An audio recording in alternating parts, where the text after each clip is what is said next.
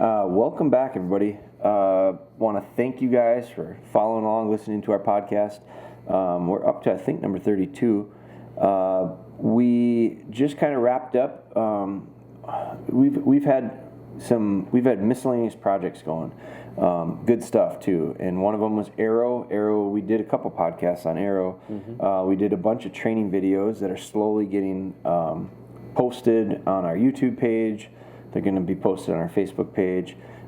Snippets will be on Instagram. We'll be doing some on Instagram TV. Mm-hmm. So we're sharing them in as many places as we can, because we do realize that it seems like just everybody consumes stuff a little bit differently in different spots. And so that's why I thank you for listening to this podcast, because we kicked around the podcast idea for quite a while and are glad we're doing it.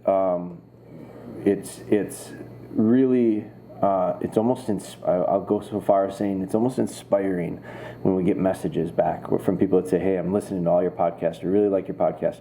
That means a lot. It means an awful lot to us. So I thank you for that. So Arrow, we're going to probably do another podcast on Arrow. Arrow went home this last weekend. It was awesome. We had a great visit with her family, her owners. I'm really excited to see where they go from here. I'm also really excited to say we're going to stay with them through the process, but we're going to do it a little bit differently. We're going to almost do it long distance, remotely, so it won't be the way you would expect, or where we've done it historically, where someone sends their dog and I had their dog, or I had their dog since it was the beginning and we trained it through.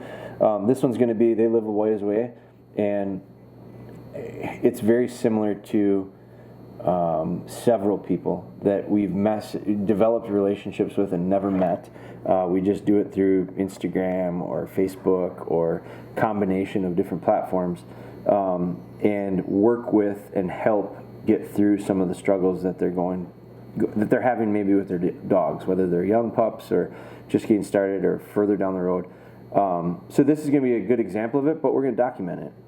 And so I like the value of that, because then it can be shared over time, and more people will be able to get value out of it. So that's our plan. It's an ongoing evolution here with us. So, but back to podcasts. So for 32, this one we're going to do. It's a message that I got. It was a direct message that I got, and it was an interesting question. And it kind of. So I'm going to read it to start out with. So this is someone who has followed our stuff, is what they said. We follow your stuff. We really enjoy the content that you're putting out there. It says we had a litter of puppies. Originally, we were going to keep 2 of them, although you said it was extremely hard. So they had heard me in the past. I've kept litter mates before. Ellie is a litter mate. Ellie and Kimber. Ellie is a dog I kept, one of our family dogs here. But I trained her sister at the same time, so they were here together. They were litter mates. Cody had her brother Tito here. Those dogs were litter mates. I've done it throughout the years now. Drop Time a while back, I had her, and I had a sister of hers named Remy. I've done multiple puppies out of the same litter. I like sometimes doing that with certain dogs, because a lot of times in the past I've kept one myself. So I find myself doing it with certain genetics. But either way, whatever the reason you're doing it would be, 2 puppies either the same age or close to the same age is a hell of a lot of work. And so I've cautioned that over the years. And so she is referencing, although you said it was extremely hard, I do say it is hard, because part of the reason I think it is so hard is because it's like you're literally doubling your work, because you cannot work those dogs together, and you cannot work them. So whatever, like I can work a younger dog, I can work with an older dog, because I have control of the older dog. And if I have control of the older dog, I think there are cultural impacts that will be positive. If I don't have 100% control, and I mean like really, really good control, well-behaved dogs with puppies that are not as well-behaved because they're not as mature and they're just not as far along, those, if you get two of those together, they snowball in the wrong direction very quickly. You lose any control because now there's two out of control dogs instead of one that is easier to kind of reel back in. So I think it's really hard to do. I only do it when it's absolutely necessary. We get way behind in deposits. We're out about 3 years right now with deposits, and so that I don't like getting out that far. But I have come to this point where I said, you know what, I'm not going to sacrifice quality to speed things up. So it's been a couple of years now that I've decided to do that, and so that's kind of the way we go. We just don't take a lot of dogs on at the same time, close in age. Spreading them out, and it's amazing what spreading them out 3 months will do. That's a huge difference. When you start talking about a 5-month-old puppy, because when you get them, they're about 2 months old. So if you start talking about 3 months of foundation into a puppy, and then another one, you've got a 5-month-old and a starting over from scratch, 7 or 8 week old. And when you have that, it's a night and day difference. I still don't think the 5-month-old is mature enough that you can work it with the little puppy. But by 5 months, 5-6 months, I've got the dogs on lead. And so I've got good control on lead. So I can go out, which is what we did recently. This last week, we doubled up. We had Arrow here, who was 5 months old. We had this little puppy, Bella, come in. Bella was, when we got her here, she was 14 or 15 weeks old. So for a week there, I had these dogs that were about a month apart. They were about 4 or 5 weeks apart. And Arrow was far enough along that we could put her on a lead and have her under control. And that little puppy would run around and create problems. And if I didn't have Arrow on a lead, I couldn't have them together. But I put Arrow on a lead, and then we were fine. And the other dogs I didn't need on a lead because I could just tell them to sit down, and they weren't going to mess around with the puppy. So it's a dynamic that you have to be very careful of within your pack. So I got way off line on that. But anyway, so let's start over. We had a litter of puppies. Originally, we were going to keep 2, although you said it was extremely hard. We soon realized you were right and sold one. We now have one. She's 14 weeks old, doing fabulous on almost everything. Crates, wonderfully sits, stays on place. The other morning, she put herself on place. We're trying hard to follow all your training and advice. She loves to fetch and gets so excited, but she doesn't want to bring it back to us. She wants to get about 1 to 2 feet from us. I think it's because we had her litter mate longer, and they would just run around and play chase, and you can't take this stick away from me game. I feel she's just scared we're going to take it away from her. It's beyond frustrating. What should we do? Thanks for your advice. So I think you're right. I think it probably started with a bad habit of chase, keep away, whatever you want to call it. The last thing I would ever recommend for anybody. So this dog's 14 weeks old. It's only been 6 weeks since you took it away from mom and dad. Would have separated it and kind of dropped it into your pack. And it sounds like the foundation is going well. So first off, I think continue that. The retrieving part of it. So then I gave her an answer. I said, I do think it's a great podcast topic. I've got a puppy in right now. It's that we're just starting to document. I'm talking about Bella. I'm kind of summarizing my answer back to her. This puppy is the opposite that I have here. She's got just a wonderful natural retrieve. Wants to pick stuff up and bring it back to me constantly. Wants to hold on to it when she gets close to me. You can hear her maybe hear her in the background scratching in her kennel a little bit right now. It's about as excited as she gets. And I don't want to jinx it, but so far we've been really lucky. But anyway, one of the things that I think is important to recognize is the age of this dog. It's 14 weeks old. The last thing I'm worried about with with puppies is typically retrieving, because it's their last name. I mean, Labrador Retriever, Golden Retriever. Retrievers retrieve. And so, but the delivery isn't always polished. And so that is something that we have to work on. But what I think is interesting is, and one of the things she says is, I also answered back to her and I said, stop. Like, that's my recommendation. Just stop. Stop retrieving. I also told her that I was going to talk about it in a podcast in more depth. So that's where we're kind of getting into this. But I think the easy answer, the quick answer, was stop retrieving.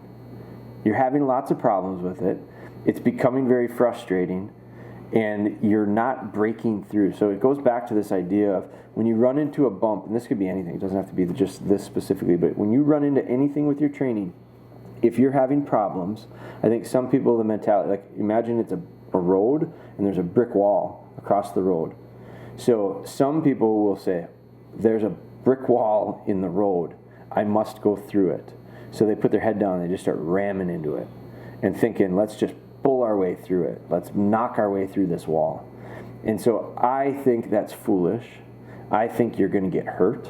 I think it doesn't make sense. It's silly to think that that's how you should get through it. I think what I prefer is stop, back up, take a look around, and maybe there's a door to the right or left, but you got to get off the road to get there. So I think that when it comes to running into problems with your dog training, it's like that's your brick wall. So first things first, just stop. There's no reason that you have to get through. You're not in a rush. None of this stuff. At 14 weeks old, man, you're just not in a rush. I think when I started out talking about some of the projects and where we're sharing stuff and all that, and where different people are consuming information, one of the things that I think has been maybe some of the most valid information, maybe some of the most useful information for most people, is live with Spry. And Spry is the dog that we trained, and we basically did it live on Facebook, and it was really raw. It was when we didn't have, I did it with my phone, but the information was valuable. And so if you watch the entire Live with Spry series, and I think these people have watched it, because I remember them being involved, like asking questions and getting involved with the actual Live with Sprys that we were doing. I think you'll find that Spry didn't make retrieves till she was 8 months old. 8 months old, 32 weeks. So you got a 14-week-old. The last thing you want to do is start to be panicking or becoming frustrated. And you mentioned it too.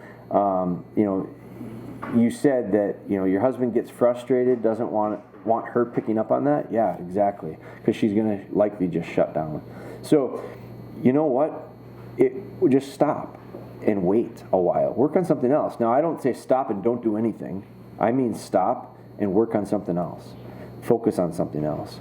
Just forget about retrieving for a while. But I also think that you got to now look at it and go, and you've already kind of assessed it. You've reversed engineered the whole thing, and you said, I think it might have had something to do with these two dogs carrying stuff around and chasing each other and playing keep away and playing run off and all that stuff. Well, of course.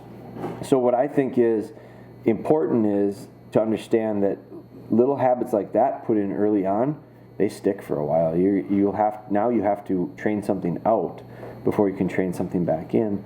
So that's just not really efficient, but that's the position you're in. So what I would do is, if the pup doesn't want to come to you, there's a couple different things you could do when you start retrieving again. First off, find something that the pup likes to hold on to longer. Still at 14 weeks old, they have pretty good little needle teeth. You were saying something about, let me see, she stops 1 to 2 feet away from us. I don't think that means, she's probably not dropping it. She's probably playing like, come and get me.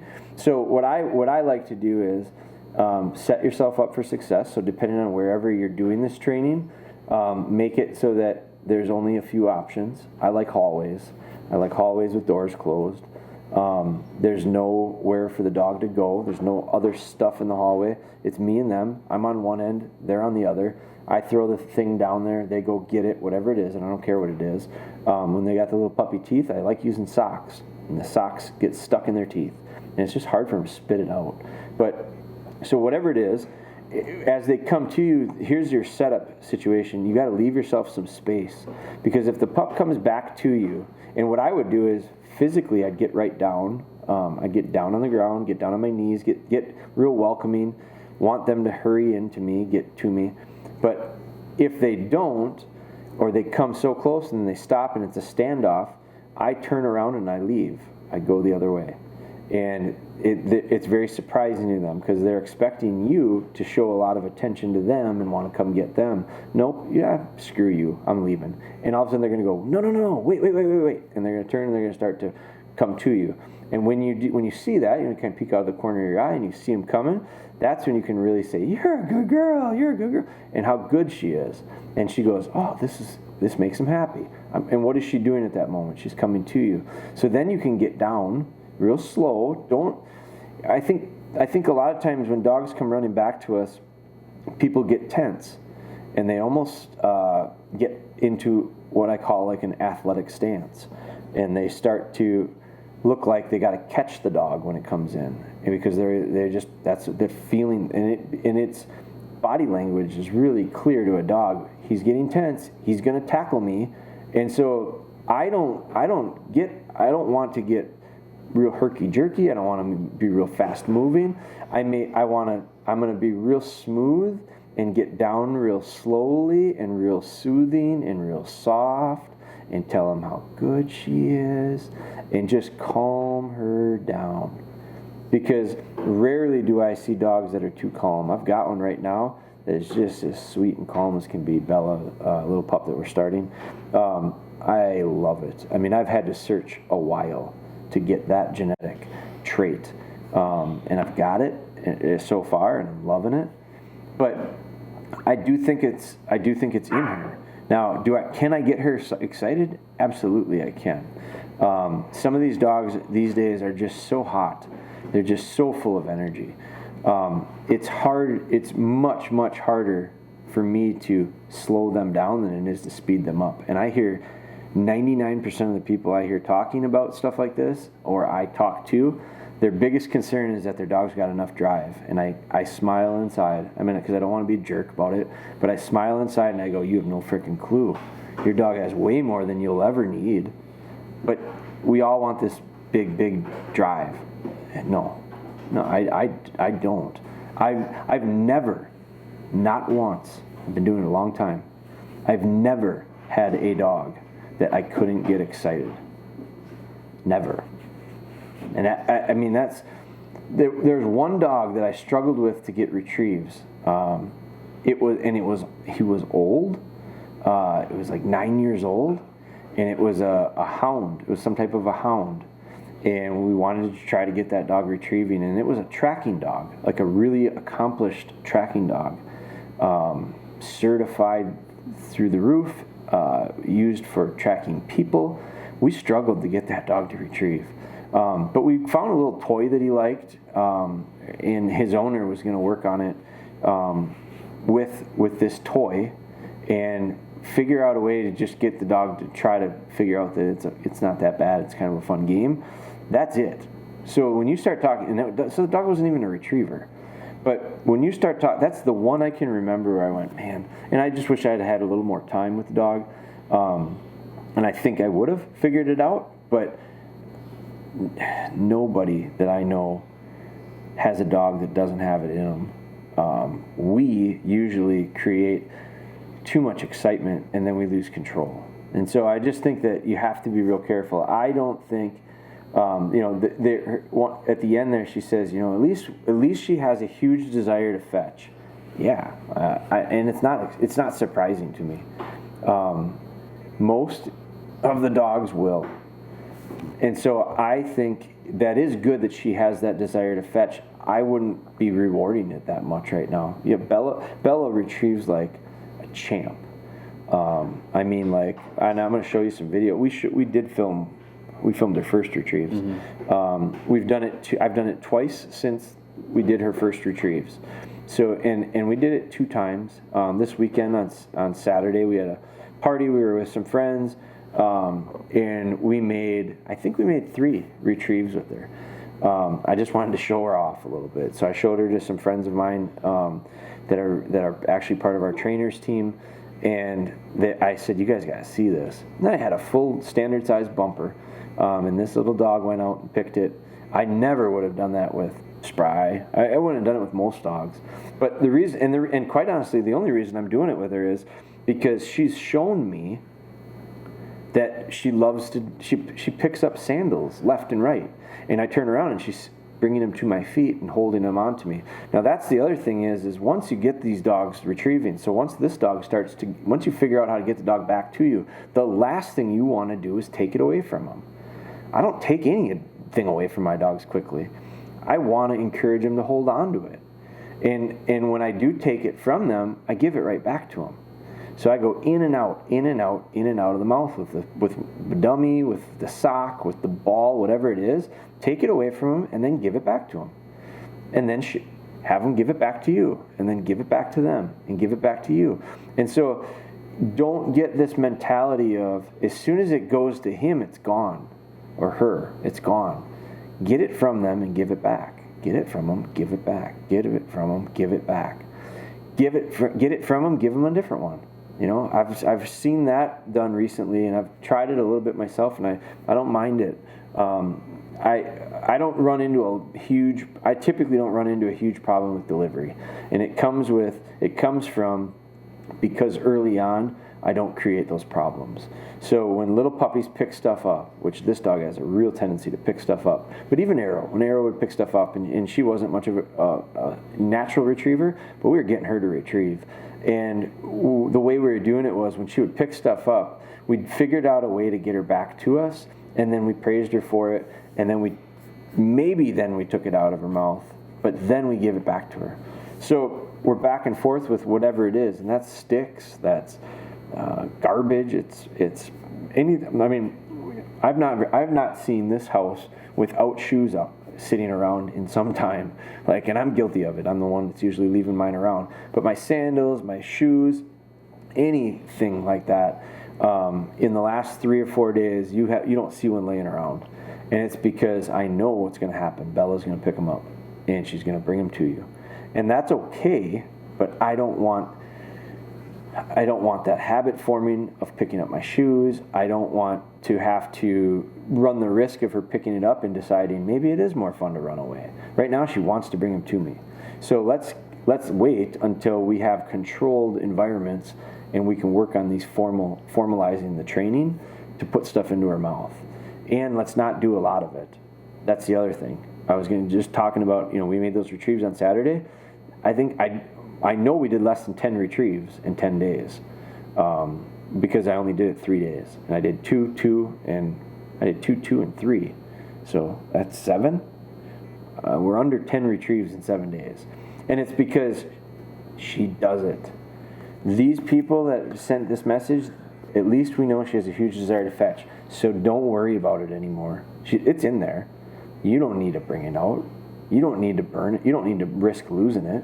You don't need to risk burning them out. You don't need to risk bad habits starting, which is what you've got a little bit of going. But you can fix it. Just take a break from it, though. And then when you decide you're going to go back to it, figure out the plan to ensure you don't have issues.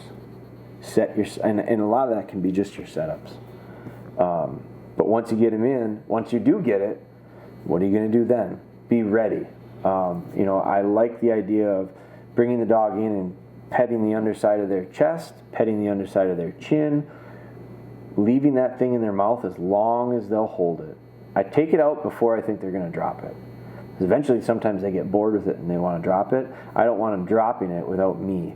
I'd like to be there. And so early on, that's what we want to imprint. And if you do that, by the time they get to 5, 6, they're gonna start teething. So the other thing too is you gotta be careful with teething. You're probably a little early yet, but pretty quick you're gonna start teething. Then you're done retrieving. You're done retrieving for a month. So until they're done teething. So after they're done teething and we start retrieving again, then I might make a few retrieves before we think about hold conditioning them. I start 10 to 12 months usually, but it's because I don't usually have problems.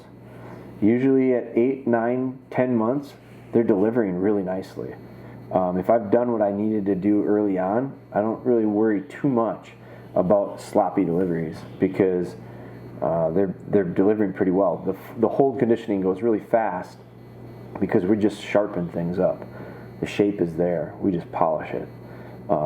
So I hope that helps. Keep me posted. We've messaged. We can message back and forth, but I think it was there was more to the answer than just than me typing it back. I think I can get into it a little bit deeper this way, and I wanted to do it because I do think a lot of people run into these problems. I just wrote an article about the key to unlocking a retriever is delivery. It's not retrieve. They retrieve naturally. It's delivery. And delivery needs to be good, solid. And so I just wrote an article for Badger Sportsman on that. So this piggybacks off of that perfectly. So that's it, man. Number 32 podcast is done. Thank you so much for listening, and thank you for all your support. If you would do us the favor, I ask every time, and I don't want to sound like a broken record, but it is really important to us. If you'd be willing to subscribe, hit the subscribe button wherever it is you're listening to these things. And also if you'd leave us a rating, right? Isn't that what they call it? A rating? That is real valuable for us to be able to try to grow the awareness. And I also ask people, if you know someone that this would help, please share it with them. I do think there's a ton of value in the idea of it coming from someone else. Hey, this is some information that has really helped me. It might be valuable to you too. I think it's an easy way for us to be able to try to positively impact more people. So thank you again for listening. We appreciate it, and we continue to move forward with our next episode. So thanks a lot.